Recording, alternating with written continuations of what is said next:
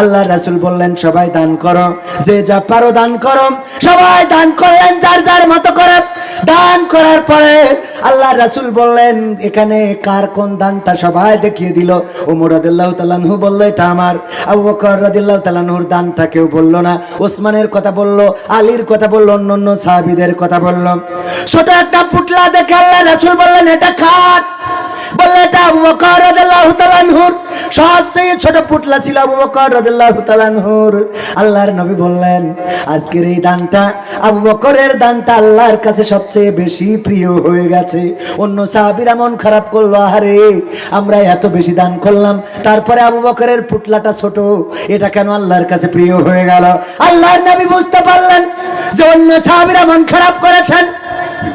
আল্লাহর নবী একজন একজন করে ডাকলেন, বললেন ওগো ওমর তুমি কত দান করেছো, বাড়িতে কত আছে? বলল আমি 20,000 দিয়েছি, বাড়িতে 20,000 আছে। ওসমান কত দিয়েছো? 30,000 দিয়েছি, বাড়িতে 60,000 আছে। আলী কত দিয়েছো রাদিয়াল্লাহু তাআলা আনহু? বলল যে আমি এত দিয়েছি, বাড়িতে এত আছে।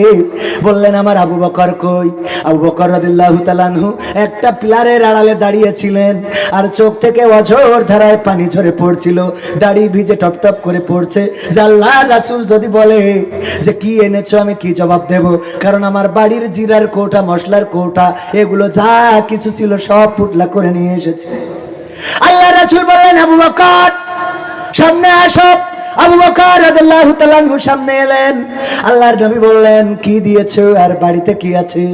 আবু বকর রাদিয়াল্লাহু তাআলা আনহু বললেন ওগো বিশ্ব নবী, আমার সংসারে জাগতিক সাংসারিক যত সম্পদ ছিল সব আজকে পুটলা করে আপনার সামনে এনেছি, আপনার কদমের কাছে দিয়ে দিয়েছি। আমার বাড়িতে আল্লাহ ও তার রাসূলের ভালোবাসা ছাড়া আর পৃথিবীর কোনো সম্পদ অবশিষ্ট নাই। আল্লাহু আকবার। আব্দুল উজ্জা নামের একজন সাহাবী ছিল, যার নাম পরবর্তীতে হয়েছে আব্দুল্লাহ জুলবাজাদাইন। ওগো আমার যুবকেরা, কলিজার টুকরা যুবকেরা, যেখানেই যাই যুবকের ভিড় পড়ে যায়। আমি যুবকদের কাছে 5টা দাবি সব জায়গায় রাখি, আজকেও আমার যুবকদের কাছে 5টা দাবি থাকবে। 1 নম্বর দাবি, কোন যুবক আজান হওয়ার পরে নামাজকে অবহেলা করা যাবে। নামাজকে অবহেলা করবেন না, নামাজ পড়বেন। নামাজ রিজিক বাড়িয়ে দেয়, নামাজ চেহারার সৌন্দর্য বাড়িয়ে দেয়। যা নামাজ আপনার জীবনের বরকত দান করে, নামাজ আপনার হায়াত বাড়িয়ে দিবে। নামাজের মধ্যে দোয়া করবেন, দোয়া কবুল হবে, বলেন সুবহানাল্লাহ। নামাজ ছাড়া যাবে না। 2 নম্বর দাবি হলো এই নামাজ শুধু পড়লে হবে না, আজান হয়ে যাবে জামাতের সাথে নামাজ আদায় করতে হবে। ওগো যুবক, সবচেয়ে স্মার্ট যুবক তো সে যে যখন আজান হয়ে যায় সব ফেলে রেখে যখন উজু করে আর মসজিদের দিকে ঢোকে, ওই যুবকের বাহুতে, ওই যুবকের চোয়ালের উপরে যখন উজুর পানিগুলো থাকে তখন ওই পানিগুলো যেন মুক্তার মতো ঝকঝক করতে থাকে। এর থেকে স্মার্ট যুবক এই পৃথিবীর উপরে আসমানের নিচে আর একজন নাই। 2 নম্বর কাজ জামাতের সাথে নামাজ। 3 নম্বর কাজ, দাড়িটাকে ছেঁচে ফেলা যাবে না, দাড়িটা কেটে ফেলবেন না, দাড়িটা শেভ করবেন না, সেভ করবেন, দাড়িটা রেখে দেবেন, সংরক্ষণ করবেন। 4 নম্বর কাজ হলো টাকনুর উপরে কাপড় পরতে হবে। এখন অনেকেই এমন টাইট জিন্সের প্যান্ট পরে যে রুকুতি যাওয়ার পরে শার্ট চলে যায় উপর মুখ আর প্যান্ট চলে যায় নিচে মুখ। ঠিক না বে ঠিক?